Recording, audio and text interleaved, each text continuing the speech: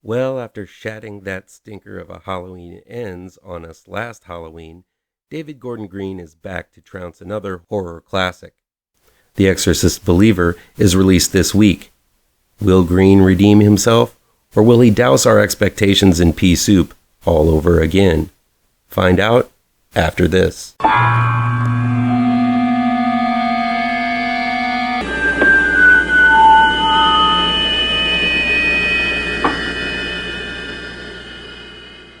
Welcome back to ML Miller Frights.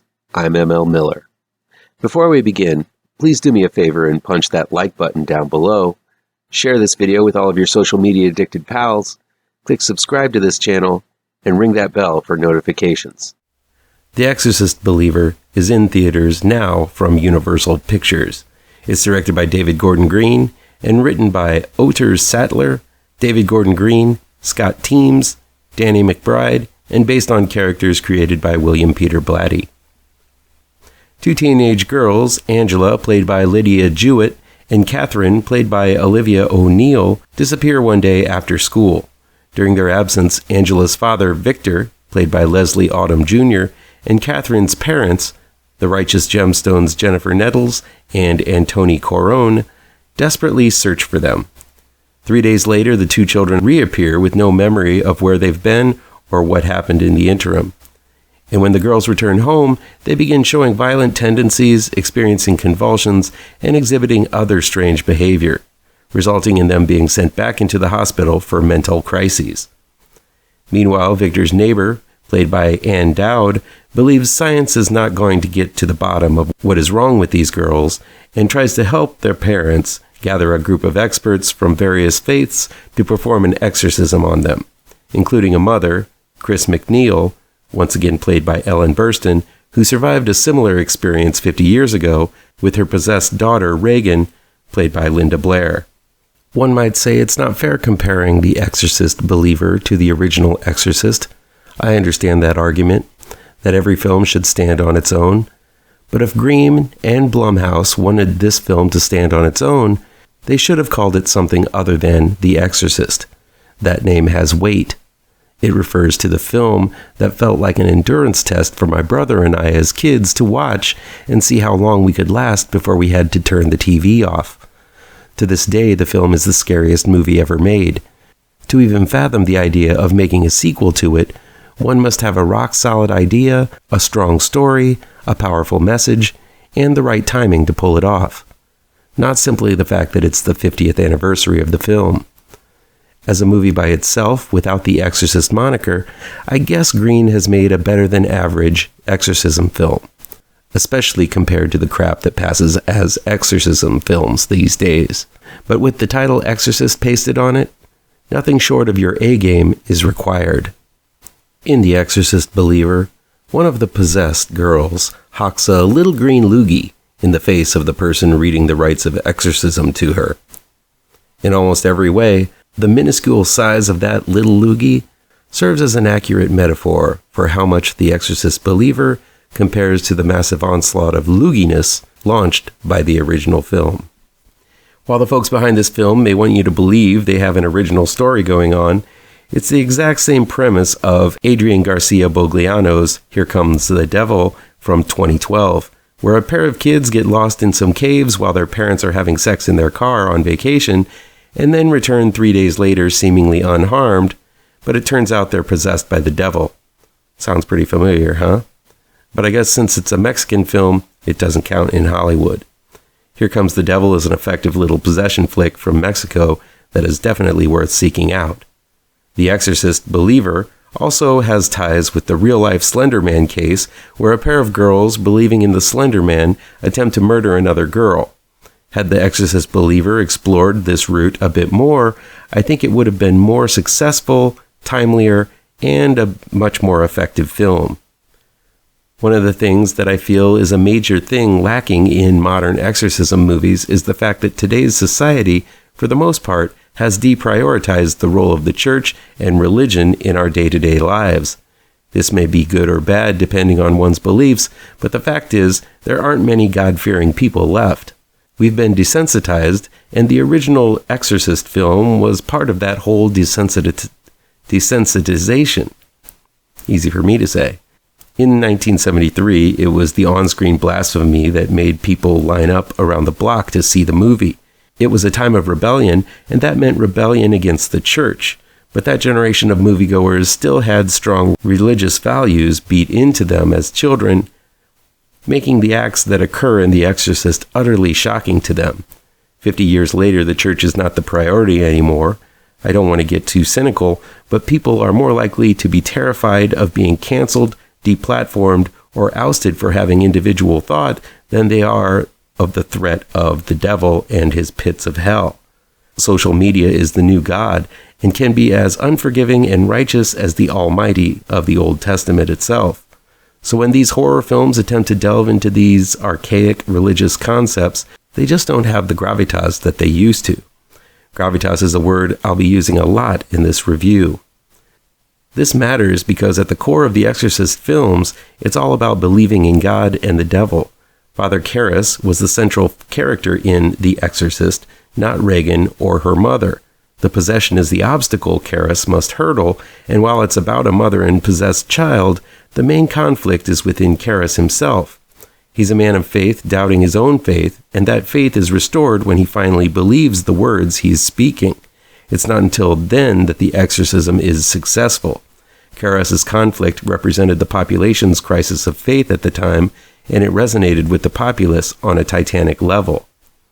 In The Exorcist Believer, the film hinges on another person's faith, Angela's father Victor, played by Leslie Odom Jr., who lost Angela's mother when she was caught in an earthquake in Haiti while carrying Angela in her womb.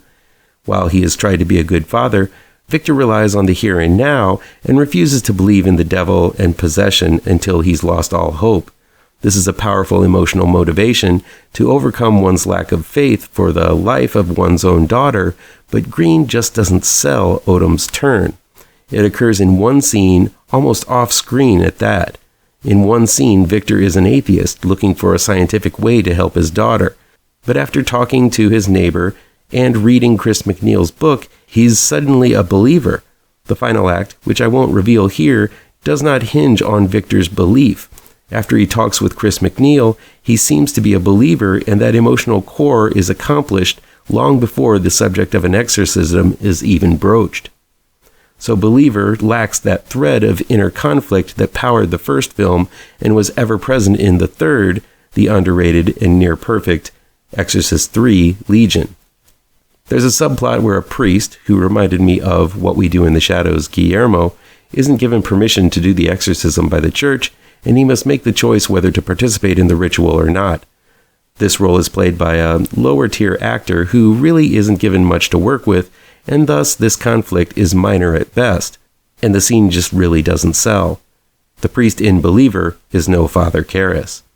On top of that, these days, seeing a bunch of people surrounding a possessed child, whether there are 2 or 200 of them, praying in unison just doesn't have the power, or at least Green wasn't able to convey that power on screen. It might as well be magic made-up words from the Harry Potter verse they're chanting. There's no weight to them, and thus the rites of exorcism just don't hit like they did in the original. The Exorcist films are about finding the power of faith to overcome evil, but I don't even think that this is something that Green believes in, so how can he convey it in the movie? Now, I don't want an Exorcist film to try to convert me into a believer, but somehow, if you're going to remake one of the scariest movies of all time, you have to tap into what made the first one so successful, and Green didn't do it here.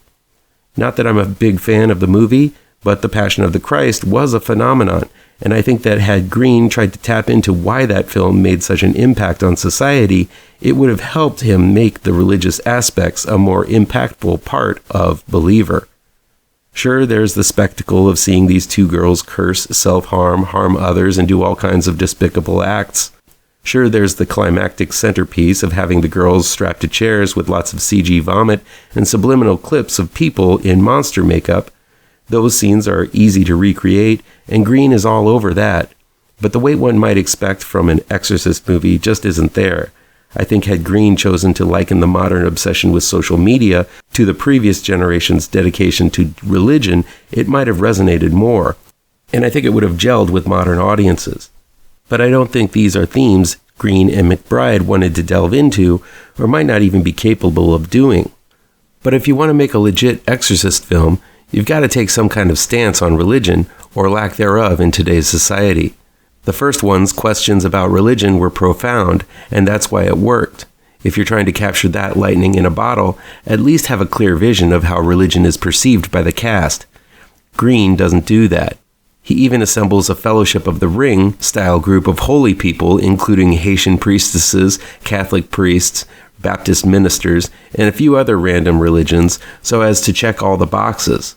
That's some wishy-washy way of addressing religion without doing it at all. We don't even know what Angela and Catherine believe in, and that's some crucial information right there.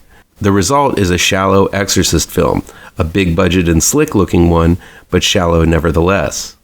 Instead, it's all the face value stuff you get from the highlight reel of the original. I think back to the original film, even before things get pea-soupy, and that terrible visceral moment where Regan gets a stint shoved into her neck in the hospital, and that one spurt of blood shoots out. It's simple, but man does it hit you in the gut. Believer never reaches anything that compares to that small but effective little moment in the original. So what did Green do right? Quite a bit, actually. As with the original, Green apes the scene-to-scene transitions by cutting to a very loud scene of chaos and carnage immediately after an extremely quiet scene. These abrupt shifts from scene to scene are jarring and effective at keeping you constantly on edge. It worked for the original, and it works here. I also think that the acting is good despite the fact that the story that they're playing from feels emotionally empty. Odom is a solid actor, and you believe Victor cares greatly about his daughter in peril. The two little girls are solid actors too, doing a great job writhing and snarling at the camera. The makeup they wear look a lot like Reagan's, though it's a tad less bulky and more realistic with more superficial cuts than the full-on transformation that Reagan underwent. There's also a nice homage to the original head-spinning scene that I felt worked in being just different enough from the original. Technically, this is a good-looking movie with lots of moody scenes that manipulate the viewer through sound, scene transition, different stock footage, still photography, and other cinematic tricks peppered throughout. While I love Ellen Burstyn, her appearance is clearly just for fan service, and for the most part, irrelevant to the plot. Aside from being an exposition dumper, she really has no function in the story, and the fact that she is so heavily promoted in the trailer yet has close to nothing to do with the climax is beyond misleading. She's present for one of the more shocking scenes in Believer, but at the end of it all, it felt gratuitous and downright disrespectful to the actress to treat her in such a way. She returns close to the end for another dose of nostalgia in a scene that felt almost like an afterthought and just doesn't land as emotionally hard as it could have.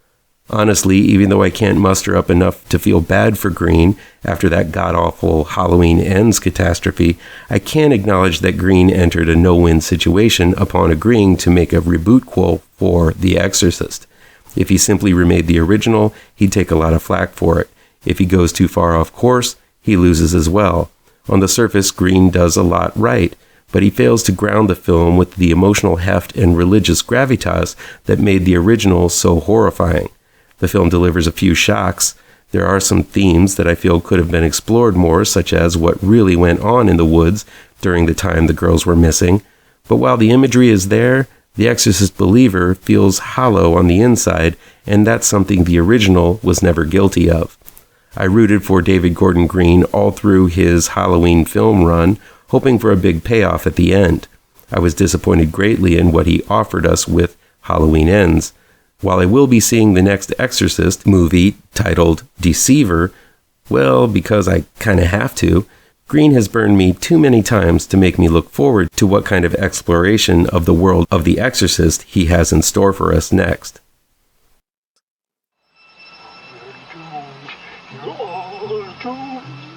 You're doomed to live the life you're meant to be. Stuck inside your reality, you're doomed. Oh, you're doomed. You're doomed.